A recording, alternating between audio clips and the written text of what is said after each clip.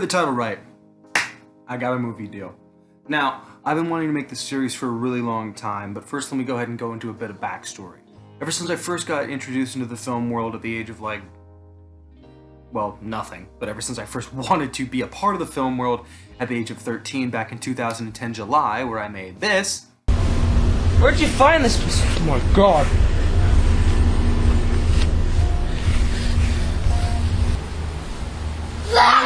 Oh my god!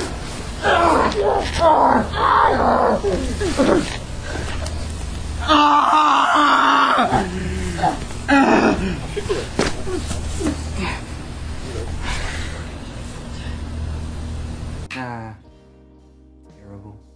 I have wanted a series that documented a filmmaker who started from the ground up. Now, I understand there's a lot of legal issues there, so that's why this series isn't going to be as candid or as open or, frankly, sometimes as honest as it could be.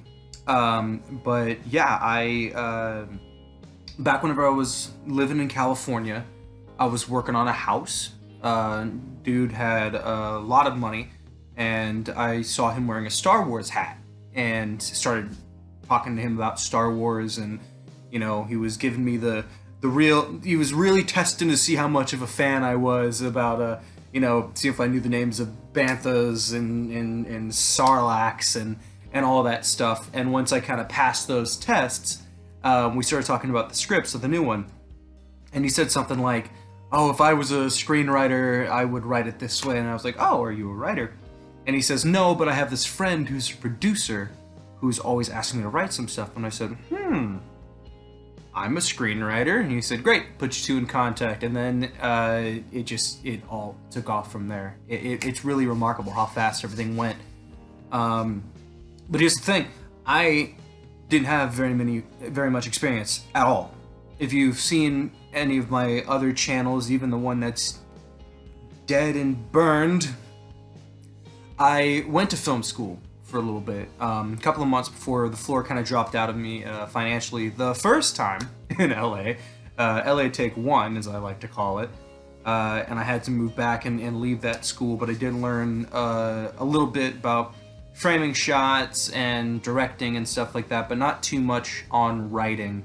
Writing I always was afraid to learn about because I didn't really want people to be teaching me their methods of writing as opposed to my writing style. I always wanted to keep my writing style very, very intact because your scripts are your voice, and if they're not your voice, they don't deserve to be made. That's how I feel about something. If you, like, going on to the death of a good genre real quick, I feel like if you ever see films deteriorating in quality or effort being shown less and less, the problem is if you write, produce, direct, or act in something that your heart isn't truly in, that you're not a huge fan of, you're part of the problem. So do what you want, not what you think other people want. And there's Niall's advice for the day. But yeah, I got on the phone with this person, pitched my idea. They said that they loved it, loved the premise, loved the idea, asked me if I had any experience. I was like, no. So this is normally where any other person would have just hung up and said, I'm gonna go find someone else to do this, but loved my enthusiasm, loved my passion about it, and loved my idea most of all, and decided to give me a couple of weeks to kind of brush up on some stuff and get a good draft going. Sent the first 30 pages, loved it, sent back a couple of full drafts.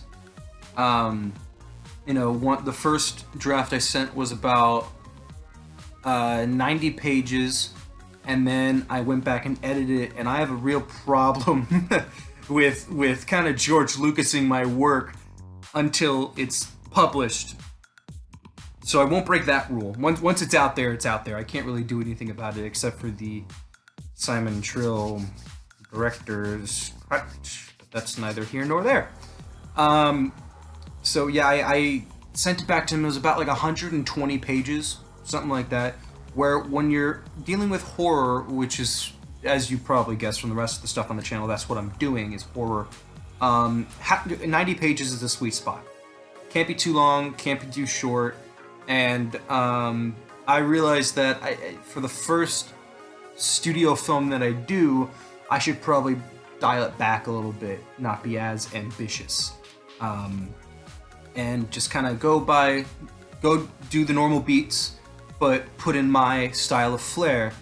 And that's what you need to do. If you're going to do something, bring your own flair to it, bring your own flavor. Make sure someone doesn't watch your movie and walk out saying like, oh, that was just like this movie. It could remind them of something else. But my goal is for people to be able to watch something else and say like, yeah, I could definitely see the difference between that movie and a Nile movie, you know? And that's basically where we're at right now. We're just going back and forth with drafts. I've been really working hard on getting notes back and forth, working with a very good personal friend of mine to kind of help me out with this, get it all done. I mean, this is legit. Like, we got contracts, we got NDAs, which is why I can't really talk about everything. But I can be vague. And the longer the process goes on, the more I'm going to be allowed to talk about. So I want to stop the video real quick and say, if you look down there, or if they decide to put it back up there in a couple of years, I don't know. But look down there, there's a little subscribe button. It's red, it's beautiful, click it, feels good. And then there is getting a phone call. Hold on a second. Okay, sorry about that. So back on to what I want to do with this film series. It's going to be a couple of the ones like this, where I'm just sitting here and I'm talking to you and telling you what's going on, because there's not really anything that I can show.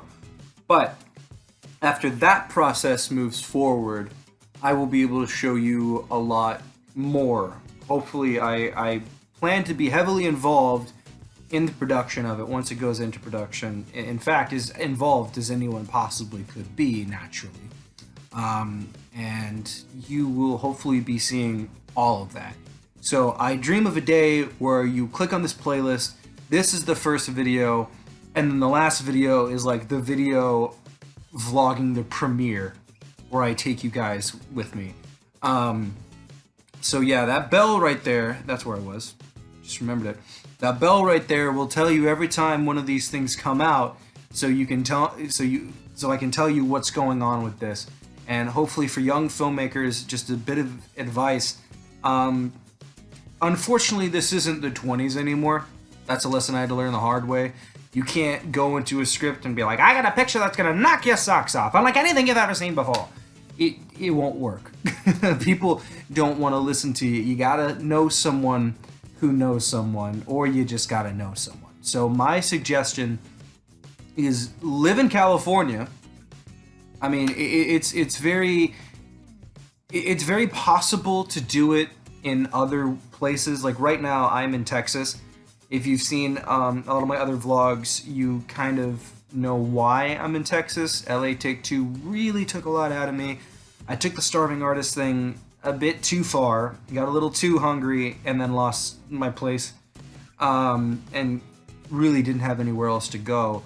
So this is kind of my writing haven down here.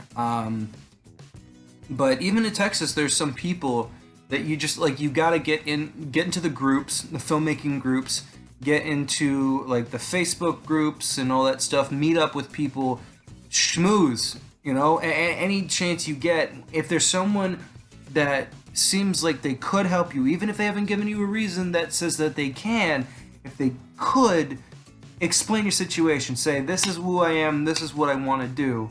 Even if it's not asking, just throw it out there, and sometimes someone will just offer, you know. But number one, get to LA if you can, because practically everybody there knows someone else. It's all a big web, and you gotta know how to get through there. Avoid the spiders and just get through there, and there's gonna be someone who's gonna help you open this door. And that's not always a definite. Like, I lived in LA and I met many people that's going to be able to help me down the road. But surprisingly enough, the main thing that happened was not in LA, it was in California. It was a little ways down south. from LA, but my contact is in LA. So yeah, a lot of people say you can accomplish your dreams anywhere, but there are specific places where you want to work towards being. But yeah, I understand if you can't afford to go there. Hell, I can't afford to go there right now. I wish I could. This is not where I'm at, and hopefully not where I'll be sooner than later. But that's enough for the first one. I just want to let you guys know what's going on, what's to come, and what to be excited about. And that's it. This is Nao from Nao Films. Thanks so much for watching.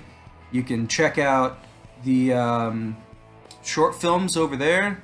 We got makings of over there, gaming videos right there, and recent vlog type uploads right over there. So thank you all for watching, and I hope you all have a great day. And I really hope to do one of these updates soon.